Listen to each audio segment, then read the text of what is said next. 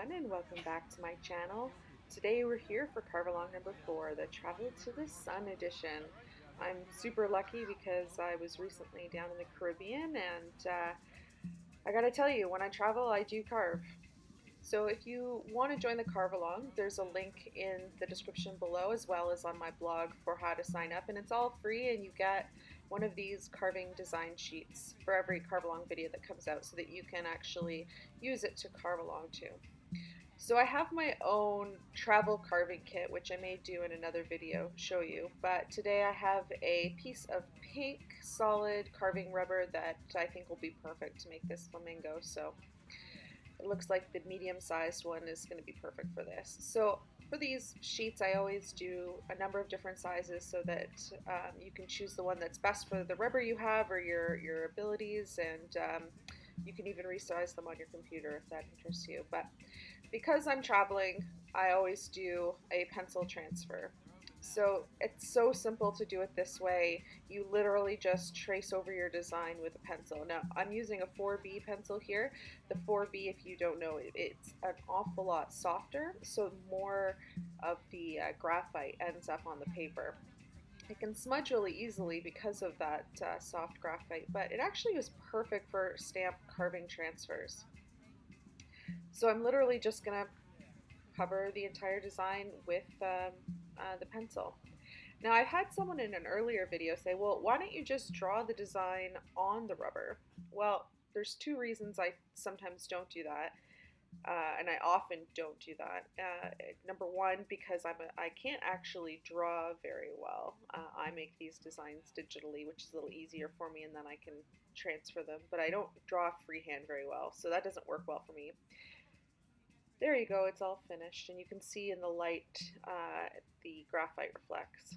But another reason I don't is that some of the carving rubbers actually are dented or are damaged when you write on them. Now, if you're using like a soft marker, it's unlikely, but if you're using pencil or something like that, even pen, you can sometimes leave a dent in the rubber. So I don't have scissors with me because they don't fly well, but it's really just something that you can tear apart to do the transfer. So that's what I'm doing. These little blocks come in 2" by 2" squares, 5 centimeters each side. And there's a link below in the description to where you can find those. So there's so many different carving materials. I'm working on a list for my blog so you can find all the different locations because they're sometimes hard to find online or particularly in stores. In Canada or the US, I think it's easiest to find Speedy Carve, which is by Speedball, also pink if you want a pink material for this flamingo. So, easy enough. You just line it up on the block, flip it over, and you hold it still on it while you rub something along the back of it. And that transfers the graphite over. So I'm going to use the back side of my knife handle and show you that you just have to rub it like this. The key is just holding the transfer steady on top of the rubber, and I'll be honest, I'm holding this up so that I can record it for you, but it's not exactly ideal when it comes to getting it perfectly aligned, but this is a fairly easy design, so I'm not too worried about that. But if you're doing this at home, definitely put it down on the table, give yourself an easy way to hold it steady. So as you can see, it's transferring along. You can peel it back as long as you hold it still to see where you have or have missed. But here it transferred. So today I am actually going to carve this mostly with a gouge. Now this curled, colorful thing is actually a custom mount that I made for myself, and I'm testing it out still. But if it works out, great, and I've got a couple other different ones I'll show you. But this is just your standard number 1 sized gouge from Speedball that I'm using with it. You can use as a handle just the regular Speedball handle or one of the Speedball calligraphy nib holders. So I always recommend doing the hardest bits first, and to me for this one that will probably be these little interior feathers. So just carving along doing all the details slowly. Remember, it's most important to have a sharp tool and soft material to carve with, and then you can carve it in your hands like this. So I'm gonna let you watch.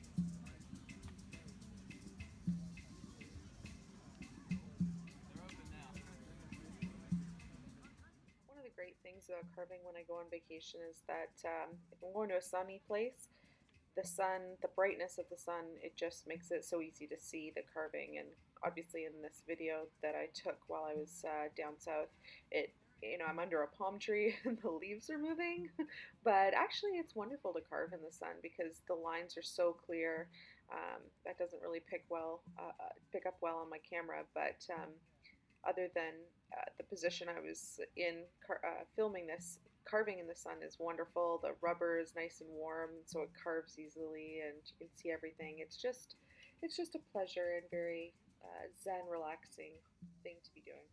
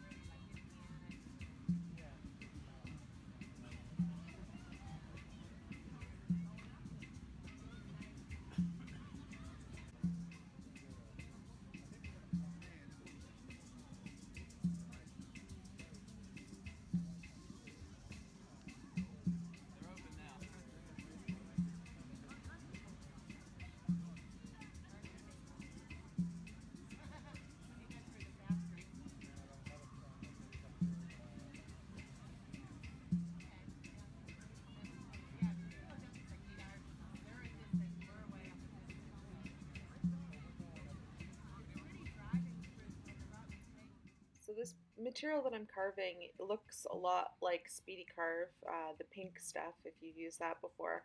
It actually isn't. This stuff is a lot more rigid than that material is, which can be a little floppy.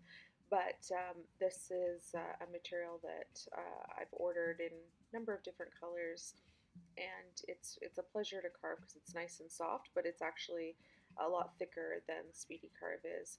Only problem really is that it only comes in, I can only find it really in this size. There's also a larger 4 by 6 inch size, but these ones are far more common. But they're excellent for traveling with because they're so small and you can fit them into carving kits, which is what I brought with me on this trip.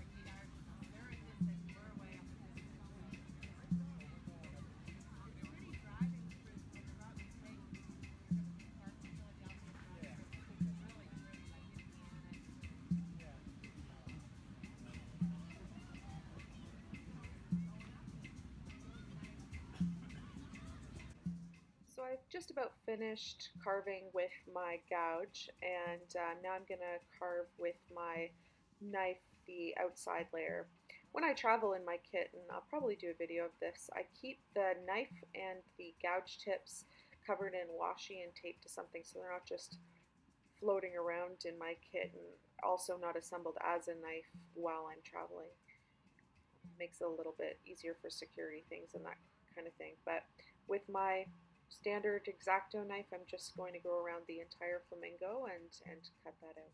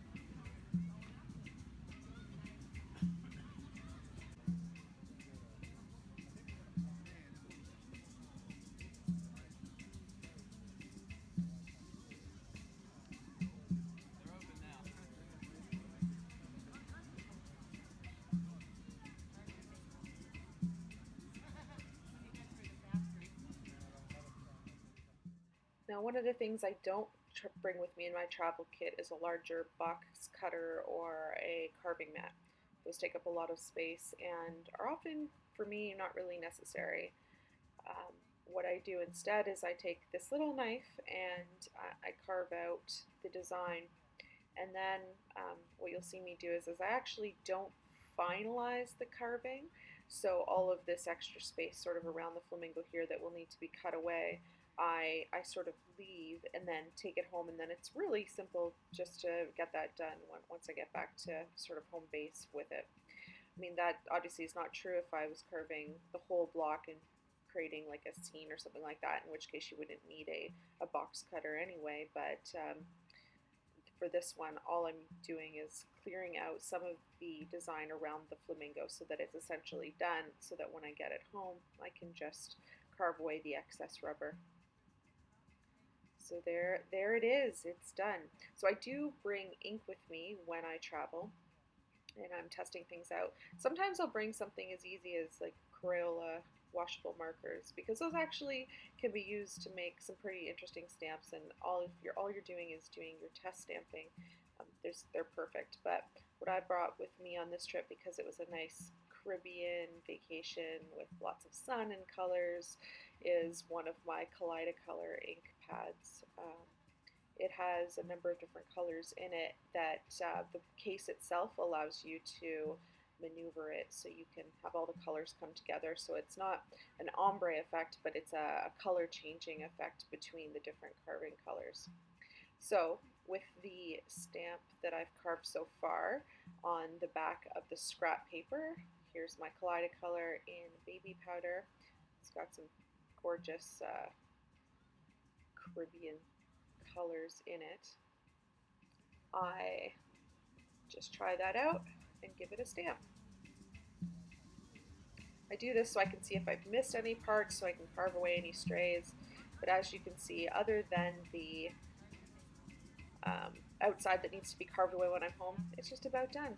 So that is my flamingo with my Kaleidacolor, and I hope you enjoyed this carve along.